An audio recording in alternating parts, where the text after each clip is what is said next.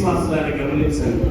మరియ తల్లి పొందుకున్నటువంటి ధన్యత, మరి తల్లి ఏ విధంగా అయితే దేవుని తల్లిగా ఎన్నిక గావించబడ్డారో ఆ వాక్యము మనకి దక్కాలంటే ప్రప్రథముగా ఆ తల్లి ఏం చేస్తున్నారో మనం అది చేయాలి. ఏం చేస్తున్నారో అంటే విశ్వాసారా, ఆ తల్లి ప్రప్రథముగా దేవుని వాక్కును ఆలకించింది, దేవుని చిత్తాన్ని నెరవేర్చింది. గమనించండి, దేవుని వాక్కును ఆలకించి ఉన్నారు. రెండోది, దేవుని చిత్తాన్ని 100% నెరవేర్చున్నారు. మనకు వాస్తవిక సత్యాలు లూకా సువార్త 8వ అధ్యాయము 21వ వచనంలో ఉన్నాయి. లూకా సువార్త 8వ అధ్యాయం 21వ వచనము, మార్కు సువార్త 3వ అధ్యాయం 35వ వచనంలో ఈ రెండు వాక్యములను మనం క్షుణ్ణంగా పరిశీలిస్తే దేవుడు మరియ తల్లికి అనుగ్రహించినటువంటి ధన్యత వాక్యం మనకు కూడా అనుగ్రహిస్తున్నారని మనకి విదితమవుతుంది. చదవండి ఎవరైనా. లూకా సువార్త 8:21. వారితో దేవుని వాక్కును ఆలకించి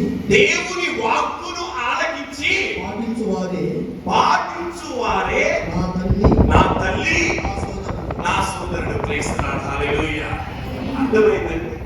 ఇంకొక మాట కూడా మార్కు సువార్త 3వ అధ్యాయము 35వ వచనం. మార్కు సువార్త 3వ అధ్యాయము 35వ వచనం. దేవుని చిత్తమును నెరవేర్చువాడే నా సోదరుడు నా సోదరి నా తల్లి. ఒకసారి వినండి.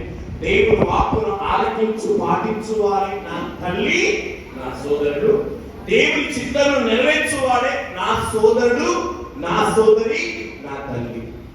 మరి రెండు వాక్యాలను బట్టి విశ్వాసాల మనం అర్థం చేసుకున్నాం. అంటే మరియ తల్లిని ఏ విధంగా అయితే తన తల్లిగా ఎన్నుకున్నారో అదే విధంగా దేవుడు నిన్ను నన్ను కూడా తన తల్లిగా, తన తండ్రిగా, తన సోదరుడిగా, తన సోదరీమణులుగా ఎన్నుకోవట్లేదా? కాకపోతే మనం ఏం చేస్తున్నాం ఇక్కడ? ఆయన చెప్పినప్పుడు మిగతాన్ని చేస్తున్నాం. అవును కదా? ఆయన చెప్పినప్పుడు మిగతాన్ని చేస్తాం. ఎందుకంటే మనకుంటే సమయం మొత్తాన్ని మనం చేస్తూ ఉంటాం. కానీ మరియ తల్లి విశ్వాసులారా అనునిత్యము కూడా దేవుని చిత్తానికి తన జీవితాన్ని సమర్పించుకున్నారు. Praise lord. హల్లెలూయా. హల్లెలూయా. ఈ రెండు మాటలు విన్న తర్వాత అన్న మీరు ఒక నిర్ణయానికి రావాలి. మనలో ఎంతమంది ఇప్పుడైనా సరే దేవుని తల్లిగా ఉంటారనుకుంటున్నారు? కష్టమేస్తాను అంతే కదా? అవునే కదా? మనలో ఎంతమంది విశ్వాసాలు రెండో వాక్యంలో వినాలి కదా? విన్న తర్వాత మనలో ఎంతమంది దేవుని తల్లిగా, దేవుని తండ్రిగా, దేవుని సోదరుడిగా ఉండాలనుకుంటున్నాను? నువ్వు ఎక్కడికి తయారైనట్టు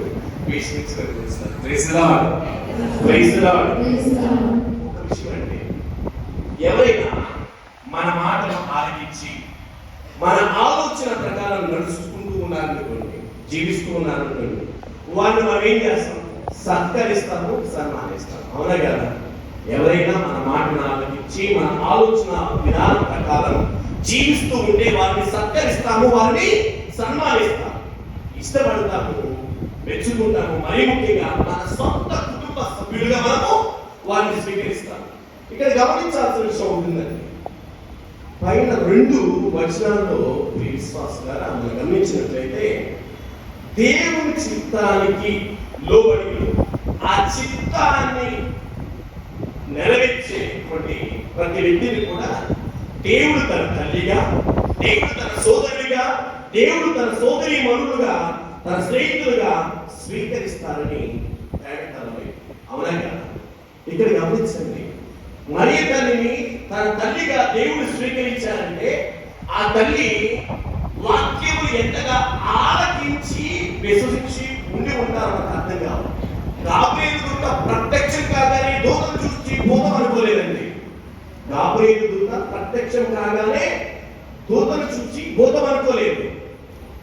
ఆ దూత దేవుని చేత పంపబడి ఉన్నారని విశ్వసించి ఆ దూత మాటలను ఆలకించి చివరికి ఒకే ఒక మాట అన్నారు. ఏమన్నారంటే, నీ మాట చొప్పున నాకు, నీ చిత్తానుసారం నాకు. అంటే అక్కడ మరి తల్లి చేసింది రెండు విషయాలు. మొట్టమొదటిగా మాట విన్నాను, అవునా కదా? విన్నటువంటి మాట ప్రకారం నేను జీవిస్తానని అక్కడ మాట ఇచ్చారు, అయిపోయింది. దేవుని తల్లిగా ఎన్నిక గావించబడ్డారు. ప్రైజ్ ది లార్డ్, హల్లెలూయా హల్లెలూయా. ఒక సామాన్య స్త్రీగా జన్మించిన మరియా తన తల్లిగా ప్రభు స్వీకరించారంటే ప్రియ విశ్వాసులారా, ఎంతగా ఆ తల్లి ప్రభు వాక్యములు విని ఆయన చిత్త ప్రకారం నడుచుకుని ఉండి ఉంటారో మనం అర్థం చేసుకోవాలి. మనకు కూడా దేవుడు ఏ విధంగానైతే మన నుండి ఆశిస్తున్నారో ఆ ఆశించినటువంటి విధముగా మనం కూడా వాక్యాన్ని ఆయన చిత్త ప్రకారం నడుచుకుంటే ఆ తల్లి పొందుతున్నటువంటి భాగ్యము మనకు కూడా 100% దక్కుతుంది ప్రియ విశ్వాసులారా. ఎందుకంటే దేవుడు అందరినీ కూడా సమపాలలోనే చూస్తూ ఉంటారు, సమపాలలోనే దీవిస్తూ ఉంటారు. పరిశుద్ధ గ్రంథంలో మనం చదువుతూ ఉంటాం, మనుషులలో దేవదూతల కంటే కొంచెం తక్కువ, కొంచెమేనండి, వ్యత్యాసం ఏం లేదు. మరి తల్లి కూడా మనలాంటి ఒక సామాన్యమైనటువంటి వ్యక్తి. అటువంటి సామాన్యురాలకు అనుగ్రహించినటువంటి బహుమతి మనకు కూడా అనుగ్రహిస్తాడు. ఎందుకంటే ఆయన దృష్టిలో అందరూ కూడా సజ్జనుడైన, దుర్జనుడైన, పాముడైన, పండితుడైన, జ్ఞాని అయినా అజ్ఞాని అయినా ఒక్కరే, అందరినీ సమానంగా దీవిస్తూ ఉంటాడు. ప్రైజ్ ది లార్డ్, హల్లెలూయా హల్లెలూయా. మరి ఈ కాస్తన్న విన్న తర్వాత ఏమన్నా మార్పు వచ్చిందనో, ఇప్పుడైనా ఏమన్నా చేతుతారా? దేవుని తల్లిగా నేను ఉంటారనుకుంటున్నాను స్వామి అని ఇంకా మాట్లాడారు. Praise the lord. రెండవదిగా ప్రియ విశ్వాసులారా, ఈరోజు మొదటి పట్ల సర్విస్తుంది ఏమని? మీ హృదయములందు ప్రభువును ప్రతిష్ఠించుకొనుడు అని. మీ హృదయములందు ప్రభువును ప్రతిష్ఠించుకొనుడు. పేతురు గారు రాసిన మొదటి లేఖ 3వ అధ్యాయము 15వ వచనంలో మన వాక్యము బోధిస్తున్నది. మీ హృదయములందు క్రీస్తును ప్రభువుగా ప్రతిష్ఠించుకొనుడు. గమనించండి ఇక్కడ ప్రియ విశ్వాసులారా, ప్రతిష్ఠించుకొనుట అంటే ఏంటిది? ప్రతిష్ఠించడం అంటే ఏంటిది? పదిలపరుచుకోవడం కాదు.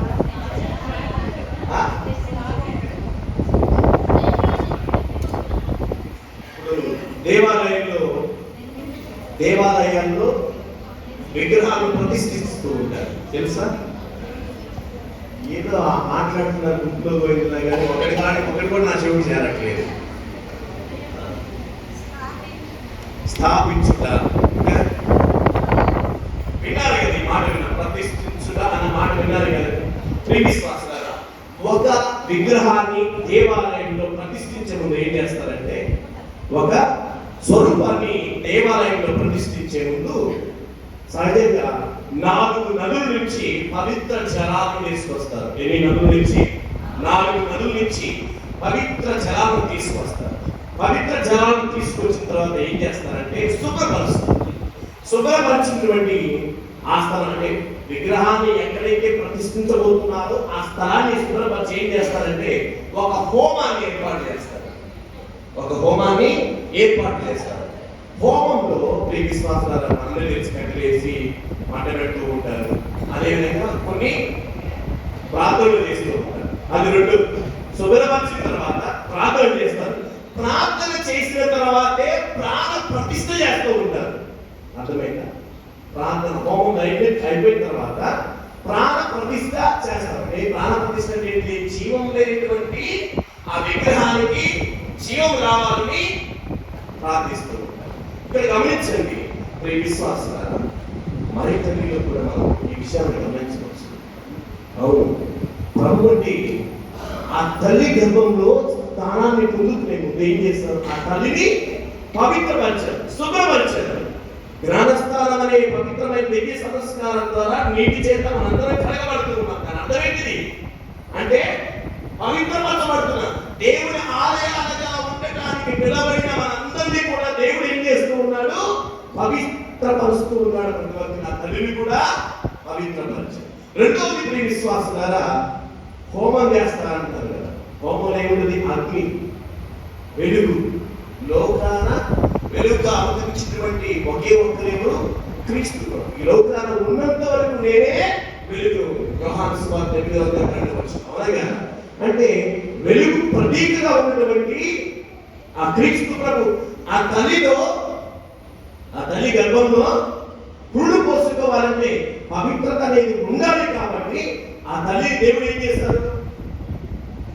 పవిత్రపరుచుకున్నాడు. రెండవదిగా విశ్వాసులారా, నేను ప్రార్థన కూడా అన్నాను కదా, ఎంతగా ఆ తల్లి ప్రార్థన జీవితం జీవిస్తే, గమనించండి ఇక్కడ, ఎంతగా ఆ తల్లి ప్రార్థన జీవితం జీవిస్తే ఆ ప్రార్థనకు ప్రతిఫలంగా ఆ తల్లి గర్భంలో యేసు అనేటువంటి దైవ కుమారుడు పురుడు పోసుకోగలుగుతాడు. ఆలోచన చేయండి.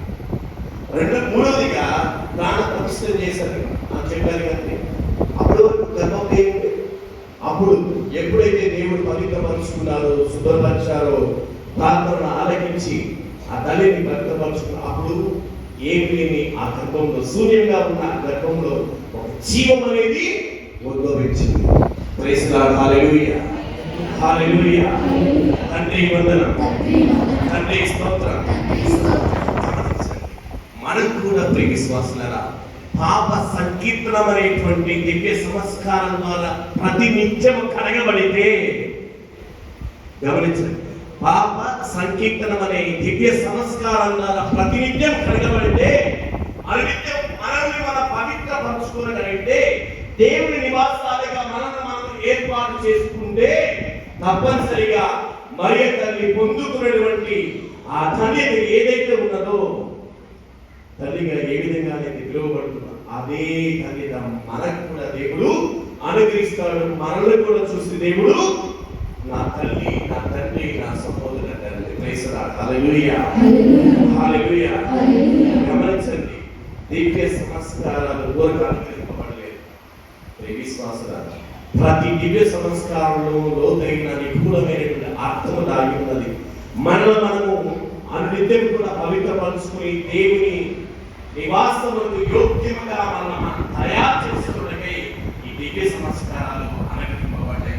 మరే తల్లి మీ విశ్వాసుల అనునిత్యం కూడా తనను తాను పవిత్రపరుచుకుంటూనే ఉన్నారు కనుక దేవుని దృష్టిలో మీ విశ్వాసుల పవిత్ర కన్యగా ఆ తల్లి ఎన్నిక గావించబడ్డది. కనుకనే అంతటి భాగ్యాన్ని దేవుడు అనుగ్రహించాడు. ఈ లోకంలో పునీతులు కావడం పెద్ద విషయం కాదండి. పునీతులు కావడం పెద్ద విషయం కాదు. ఇందాక నేను చెప్పినట్టుగా వాక్యానికి కట్టుబడి దేవుని చిత్తాన్ని నెరవేర్స్తే చాలు. మనం కూడా పునీత అంతోని వారు కాగలుగుతాం, లేకపోతే ఒక డాన్ బోస్కో గారు కాగలుగుతాం, ఒక జోజప్ప గారు కూడా కాగలుగుతాం. కానీ దేవుడిచ్చినటువంటి అవకాశాన్ని మనమే సద్వినియోగపరచుకో, ఏముందిలే అన్నట్టు మన క్లాసులో మనం హల్లెలూయా.